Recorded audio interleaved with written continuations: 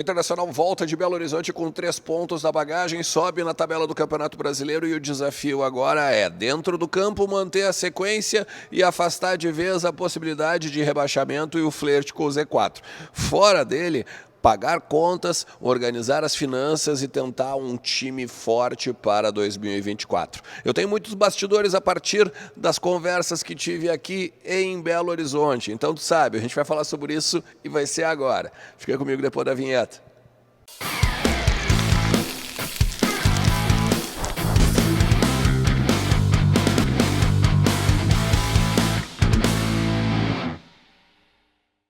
Fala Colorado, como é que vocês estão? Tudo certo? Tudo beleza? Vamos lá, vamos falar do nosso Colorado, vamos falar do Internacional que venceu no Mineirão, né? Depois de muito tempo, desde 1987, o Internacional não vencia o Cruzeiro no Mineirão pelo Campeonato Brasileiro, quebrou um tabu, né, de muitos anos e agora parte então para dar uma secadinha nos rivais e ao mesmo tempo dar uma olhadinha na tabela para entender para onde vai no Campeonato Brasileiro. Porque hoje, nessa segunda-feira agora, tem um jogo importante para as pretensões aqui do Internacional, junto do Vasco, junto do Santos e também para entender qual é a realidade da tabela do nosso Inter, beleza? Faz o seguinte, fica comigo até o final do vídeo, te inscreve aí no canal, a gente está com a meta de 35 mil lá em dezembro, lembra? Então a gente está com quase 33.500, conseguimos bater essa meta se tu der essa força. Te inscreve, ativa a notificação ali, o sininho, né? E também deixa teu like compartilhando pra caramba o trabalho aqui para o maior número de colorados possível, beleza? Vamos lá. Gente, primeiro que o Inter chegou então a 42 pontos, agora está em 11º no Campeonato Brasileiro e aí tem algumas particularidades a partir agora da continuidade da rodada. Hoje, por exemplo, joga Vasco e Botafogo às 19 horas em São Januário, e Santos e Cuiabá às 21 horas na Vila Belmiro. Esses dois jogos são importantes, porque é o seguinte, se o Cuiabá ganhar, pode passar o Internacional. Porque hoje o Cuiabá é o 12º com 40 pontos. Passaria então um ponto a mais e iria para 43. O Santos pode encostar. Hoje o Santos é o 15º com 37, vencendo e a 40 também cola ali. Mas a grande questão está na diferença para o Z4. Porque se o Vasco vence, o Cruzeiro cai agora para a 17ª colocação. E aí seriam 5 pontos de diferença para o Internacional. Se o Vasco empata ou perde, daí continua os 35 pontos e 7 de diferença, né? Seria até mesmo... a tabela se manteria igual, basicamente, ali o Goiás e o Vasco também. Então seriam 7 pontos, porque o Vasco poderia ir a 35 junto com o que tem o Goiás. Então seriam 7 pontos de diferença e aí a gente praticamente começa a pensar em 2024. E aí eu vou trazer algumas informações para vocês lá adiante aqui no conteúdo, por isso que eu sempre digo para tu ficar comigo até o final do vídeo, tá? Ó, não te esquece também que se eu estive aqui em Belo Horizonte é porque a KTO é a parceira aqui do meu canal, do Vozes do Gigante, também do Vozes do Luquinhas, do Lucas Colar. Então entra lá em kto.com e aproveita o código Ernest para te dar 20% de free bet. É o bônus, né? Tu vai botar um dinheiro lá e vai ganhar mais 20% de bônus tudo na conta do sueco, né? Tudo pelo sueco pagando para ti, para tu poder pegar e te divertir e dar uma brincada, beleza?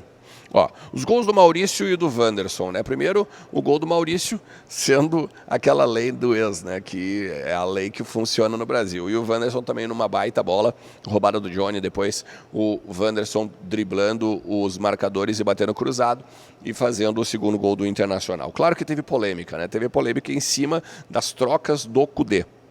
O Kudê tirou o Alan Patrick, o Maurício e o Arangues do segundo tempo, ali pelos 31, e aí colocou o Bruno Henrique, coloca também o PH, coloca o Rômulo, meio que fecha o time, talvez pensando nas vezes em que não fez, né?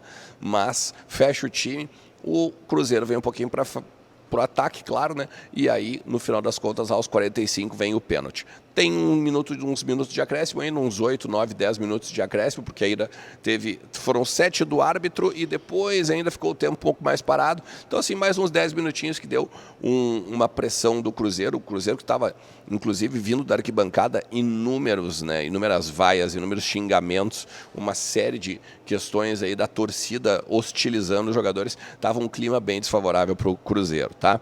Só que daí é o seguinte, o que o Kudê fala sobre as trocas, né? Que tem 2 jogadores, por exemplo, o Arangues e o Alan Patrick, tem 2 cartões amarelos, e ele não queria perder nenhum desses 2 jogadores agora para o jogo contra o Fluminense no meio da semana, no estádio Beira-Rio. O Maurício, ele disse que estava extenuado, e por isso que tirou. Então, claro, tu pode pegar e pensar, não dá para tirar os 3 ao mesmo tempo. E aí talvez seja esse o desafio do Kudê, entender como fazer para que os 3 jogadores principais ou os principais jogadores não saiam ao mesmo tempo, como o Arangues e o Alan Patrick ele tem feito seguidamente. O Alan Patrick, gente, também a gente tem que avaliar uma coisa, é o jogador com mais minutos jogados com a camisa do Inter na temporada, então é óbvio que ele está agora extenuado, é óbvio que ele está provavelmente muito cansado, com fadiga muscular e dependendo até podendo, agora nessa reta final de Campeonato Brasileiro, reta final da temporada, lesionar. Então não é a ideia do Kudê fazer isso. Não é a ideia do Kudê perder o seu camisa 10 agora para o restante da temporada. Já perdeu o René, o Hugo Malho ainda não se sabe bem para onde vai. Então me parece um pouco contraproducente a gente pegar e ficar o tempo todo batendo nessa tecla. Tá? Enfim, ele ironizou, né? Quando fala do Maurício, depois até o pessoal na coletiva ainda disse, mas o Alan Patrick disse que não estava cansado, o Maurício estava cansado, não estava e tal. E aí ele brincou, né? Não, o Alan Patrick eu até briguei com ele mesmo, saí no soco e tal, mas eu bato melhor e tal. E aí o Alan Patrick levou a pior, já está tudo resolvido, né? Então ele está num tom irônico, ele está entendendo que ele está sofrendo críticas, ele está entendendo que, óbvio, existe um momento conturbado da passagem dele por aqui, mas ao mesmo tempo, quando ele ironiza, ele mostra que conhece o que está acontecendo, mas que o vestiário sim está na mão. E muita gente daqui veio questionar os repórteres, né? As tuas fontes, por exemplo, te dizem que o Kudê perdeu o vestiário? Eu respondia, não, as minhas não. Porque não perdeu, exatamente, o Kudê não perdeu o vestiário. O Kudê continua com o mesmo modo de pensar, o mesmo trabalho e as mesmas questões desde que chegou ali, depois do Mano Menezes empatar com o Palmeiras em casa pelo Campeonato Brasileiro.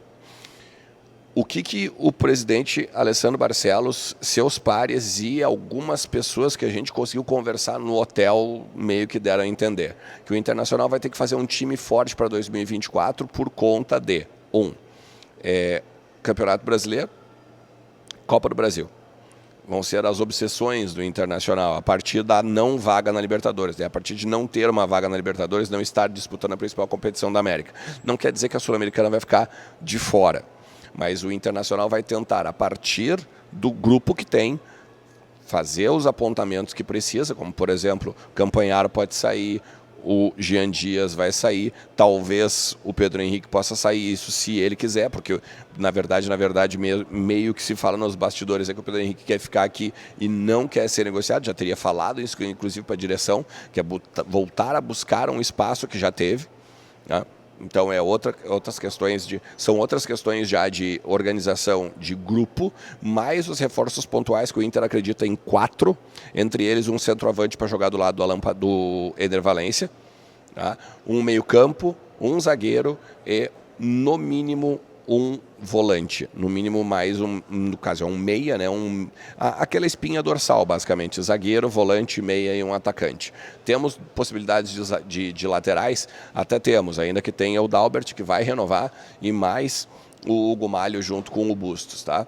Pela direita, né? Tem 2 para cada lado, dependendo ainda poderia acontecer, mas hoje é a espinha dorsal em cima desses 4 jogadores, dessas 4 posições que eu falei para vocês. Mas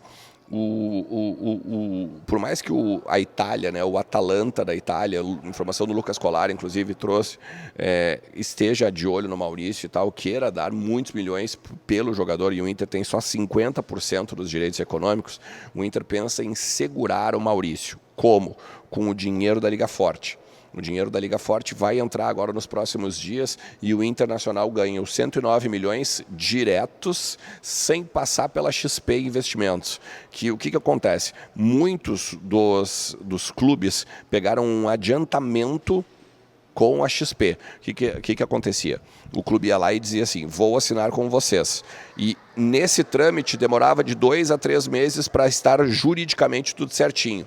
Como os clubes queriam botar o dinheiro já no bolso, a XP fez o seguinte, beleza, não tem problema, enquanto espera esses 3 meses aí, eu empresto dinheiro para vocês e vocês pagam de volta depois com juros. E o Inter não pegou isso, o Inter ganha 109 milhões sem pagar juros para a XP Investimentos. Entende? Então esse 109 vai fazer com que o Internacional ajeite suas contas agora, não precise, por exemplo, arcar com os valores de continuidade ali da rubrica aquela dos 130 milhões, que a gente sempre falou aqui, né? De vendas de atletas, e aí segure ainda a possibilidade de entrar o dinheiro do Johnny no ano que vem, entrar uma questão de venda do Maurício só no meio da temporada, ainda lembrando, né? O Maurício faria a 4ª temporada aqui no Beira-Rio. Então, não é que está na hora de vender, mas a pressão por venda e a pressão, uma vez que é uma das joias, uma vez que é um jogador bem visto no exterior, seria muito grande, principalmente pelo fato do André Curi ser um empresário dele, beleza? Eu tenho outros bastidores daqui, tá? Eu tenho coisas sobre o Johnny, eu tenho coisas sobre o Vitão, mas agora o vídeo já está muito grande. Então, por isso que eu te peço, te inscreve no canal. À tarde eu boto outro conteúdo aqui sobre mais informações que eu trago desde Belo Horizonte aqui para vocês. Agora estou indo dormir, tá? Gravei mesmo na noite aqui ainda no calar do domingo. Estou indo dormir porque amanhã cedinho estou embarcando, tá? Então, quando vocês estiverem assistindo esse vídeo aqui, eu já vou estar tranquilamente no ar, tá? Já voltando para Porto Alegre, beleza?